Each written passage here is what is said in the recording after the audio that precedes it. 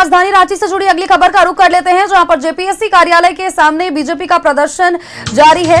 मानव श्रृंखला बना करके विरोध प्रदर्शन कर रहे हैं। छात्रों को ठगने और उनके भविष्य के साथ खिलवाड़ करने की उन्होंने बात कही है कि इस तरह से लगातार जेपीएससी कर रहा है। और साथ ही बीजेपी युवा मोर्चा के प्रदेश अध्यक्ष शशांक राज कई छात्रों के साथ मौजूद हैं।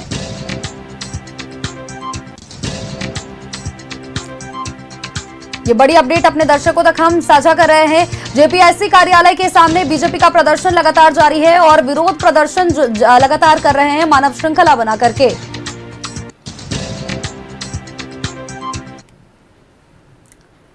और खबर पर अपडेट्स के साथ सहयोगी रुचि हमारे साथ जुड़ चुके हैं। रुचि, जेपीएससी कार्यालय के बाहर बीजेपी का प्रदर्शन लगातार जारी है, मानव श्रृंखला बना करके विरोध दर्ज करा रहे हैं और आरोप यह है कि छात्रों को लगातार ठगने, उनके भविष्य के साथ खिलवाड़ करने का जेपीएससी काम कर रही है।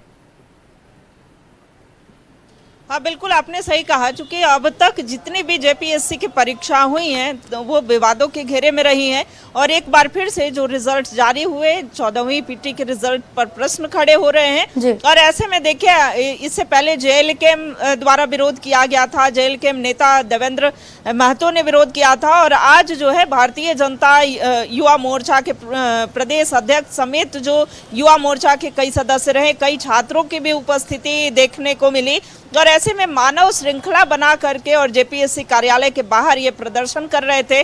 देखिए, उनका स्पष्ट कहना था कि जो अनियमितताएं बरती गई हैं, जो जिस तरीके से सरकार अब छात्रों के भविष्य के साथ खिलवाड़ कर रही है, छात्रों को ठग रही है, ऐसे में ये कतई बर्दाश्त यहाँ के युवा नहीं करेंगे और इसका पुरजोर विरोध किया जाएगा। इस पर सीबीआई जांच की भी मांग जो है वो भारतीय जनता युवा मोर्चा के जो सदस्य थे वो कर रहे थे। शशांक राज ने कहा कि हर हाल में, चूंकि देखिए जो परिणाम जारी हुए उसके बाद जो समय अवधि दी गई, मात्र 15 दिनों का समय दिया गया जब परीक्षा होंगी, तो ऐसे में और कई जो अनियमितताएं हैं, मार्किंग को लेकर के भी कि यहाँ पर ये अनियमितताएं हैं, वहाँ पर पहुँचे जो छात्र थे वो भी इसमें कई जो क्वेश्चन से लेकर के कई अनियमितताएं बता रहे थे।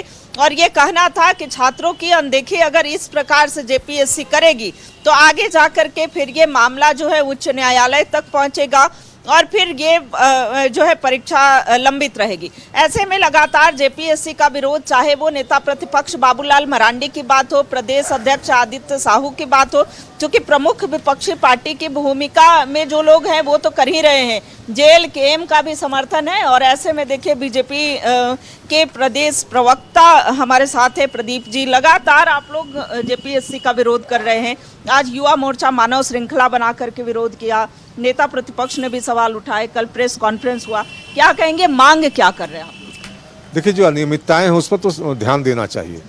अब सिर्फ भारतीय जनता पार्टी ने ही नहीं, छात्र संगठनों ने भी आपत्ति की है कि जो रिजल्ट प्रकाशित किया गया उसमें कहीं ना कहीं कोई त्रुटि रह गई है। तो विभाग को इन चीज़ों को स्वीकार करना चाहिए और कहीं कोई कमी रह गई हो तो मैं समझता हूँ कि छात्र हित में और राज्य हित में उन चीज़ों को अगर समय रहते संशोधित कर लिया जाए तो फिर ये नौबत ही नहीं आएगी कि राजनीतिक दलों को अपनी ओर से मांग उठानी पड़े। तो लोक सेवा आयोग जो है उसकी जो प्राथमिकता होनी चाहिए छात्र हित होनी चाहिए और कोई भी रिजल्ट प्रकाशित हो तो विवादों में ना हो और जो जिस उद्देश्य से परीक्षा ली गई है समयबद्ध तरीके से छात्रों को उसका लाभ मिल सके, ये उद्देश्य होना चाहिए। बीजेपी ये आरोप लगा रही है कि हैवी अमाउंट लेकर के और सारा सेटिंग वेटिंग किया गया है और ये ऐसा नहीं चलेगा, तो इसके क्या प्रमाण हैं? देखिए, मैं इस तरह के किसी आरोप पर नहीं पड़ना चाहता, लेकिन मैं इतना जरूर कहना चाहूँगा कि जेपीएससी को एक बार अपने क्रियाकलाप पर पर्याप्त दृष्टिकोण अवलोकन करने की आवश्यकता है ताकि विवाद रहित परीक्षाएं हो, समय से नियुक्तियां हों और राज्य सरकार जो नियुक्तियों का ढोल और पिटारा पीटती है कि हम समय से नियुक्तियां देकर छात्रों को लाभान्वित करना चाहते हैं, तो अगर वो सही में करना चाहते हैं तो जेपीएससी तो उनके मातहत काम कर रही है। इसलिए सरकार को सहयोग के ही दृष्टिकोण से ही सही जेपीएससी को आवश्यक कदम उठाने चाहिए।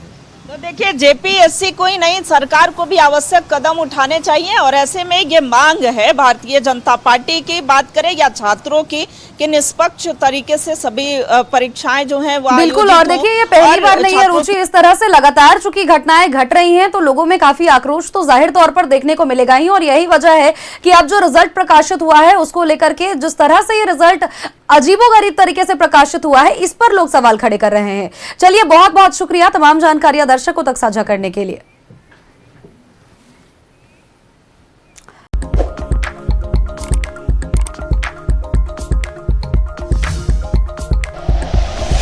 Like and share videos, subscribe करें हमारा चैनल और प्रेस करें बेल आइकॉन। न्यूज़ 11 भारत, सच है तो दिखेगा।